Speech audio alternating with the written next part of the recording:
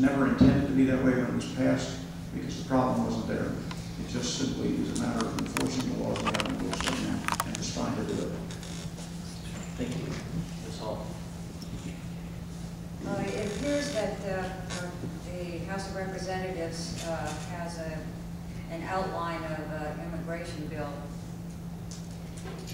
And to make it more palatable to the Republicans, 20 pages of the 28 pages are geared towards securing the border.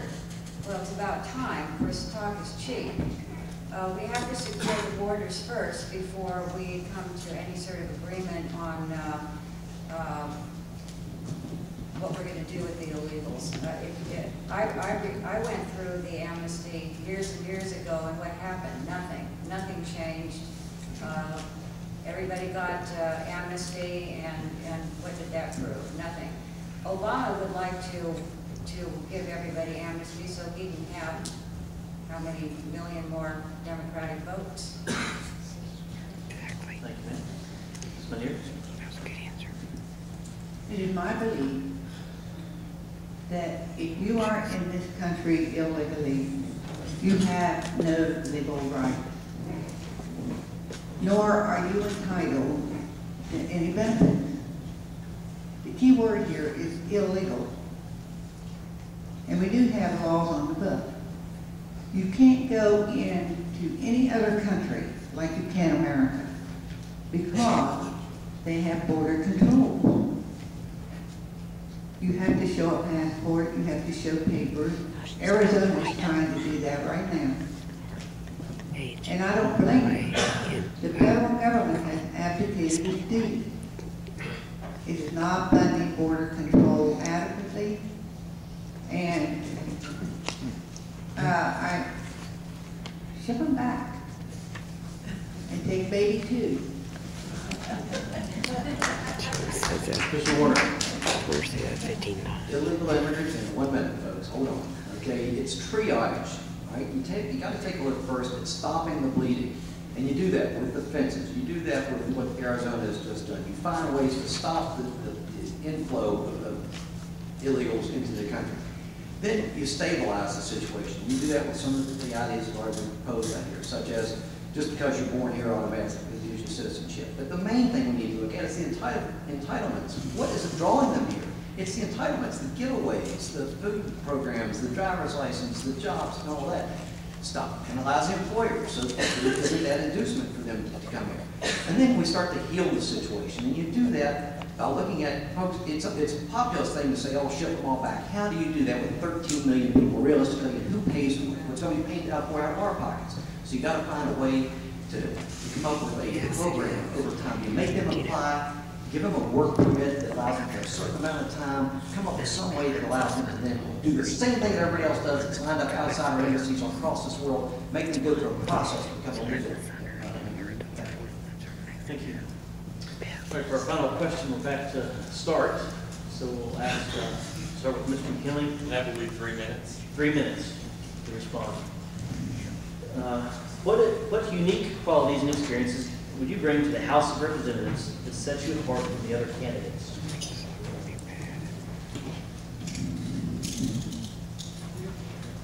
I've been a small businessman now for almost 40 years.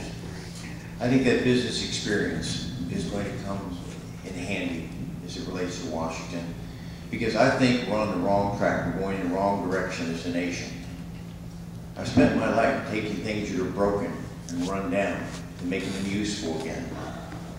We've addressed things in our construction projects. We've addressed downtown communities and how we have to face up to those problems. I coupled that with my legislative experience, 14 years in the House of Delegates, to be able to face up to the fact that we've got a broken tax system. We had a broken tax system in West Virginia, and we rewrote it. It took courage to face up to something that was very difficult, and we did it. And the business community has embraced our tax change. I think we need to do the same thing at the federal level just as well. I've experienced it in my life with my family, and the support we have is understanding that what it takes with a child, a child with needs.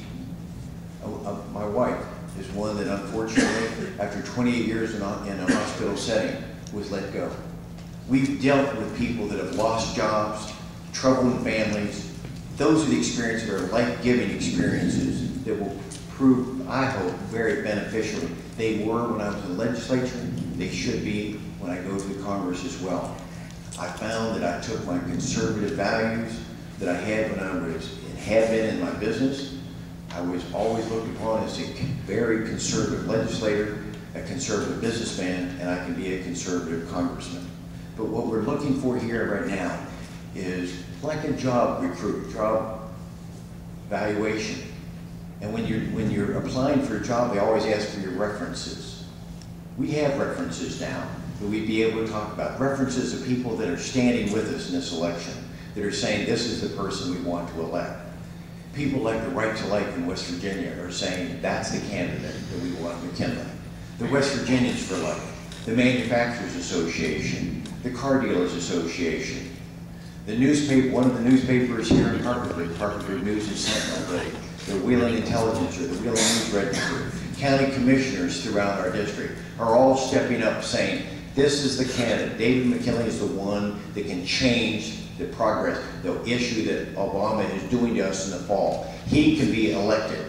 That's what we're looking for, because we've been supported by people all across this district. When I look at what we have in our contributions, we found support all over that makes us unique. We had over 550 people, just like you and me, that came out to support us in our campaign by making contributions. We have a broad base of support. Thank you very much for having us here tonight. Mr. Stark. Thank you. I believe I bring a unique and different perspective to this because I do not have legislative experience.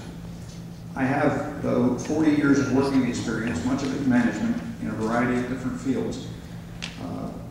Most of it has been in security management, loss prevention, and solving problems, particularly looking for ways that someone can beat the system. And I'm very good at what I did. And I will look for loopholes wherever I can and look to close those and point them out and publicize the problems in our government and the problems with the system in our government. I have solid principles, my faith in the grace and strength of God, the Constitution, and the oath of office, and personal responsibility. I have lived with those all my life. I was raised that way. And I believe that those have to take precedent over anything else. The Constitution is what you swear your allegiance to when you take the oath of office. I have to first examine any bill that comes before me as to whether or not it meets the constitutional muster. And once it does, if it does, and I can get past that point, if I can't, it gets a no vote automatically. Once it passes that point, though, then I have to listen to you, because you are the people I represent. I need to listen to experts in the field. I need to do my own research and examination of the problem and the ramifications of it. And then I have to exercise that personal responsibility in making a judgment call.